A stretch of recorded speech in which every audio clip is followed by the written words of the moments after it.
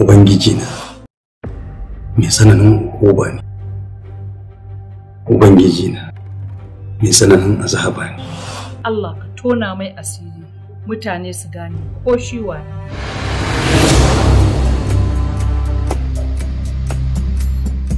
La ilaha illallah Muhammadu Rasulullahi sallallahu alaihi wasallam. Barhaza.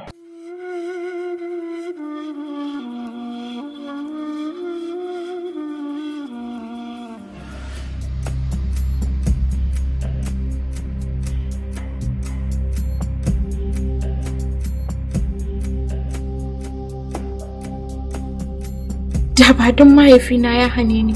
Wannan laya. Ina da wasici da zan baki. Dan na mutu yata. Karki yadda ki bari abin ne na a cikin kabari. Ya abba na. Ka manta da hadisin alƙudsi ne.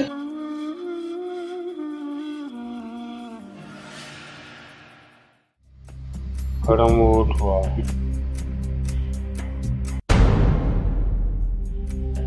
Matan nan, ke tsarki da rubutun nan?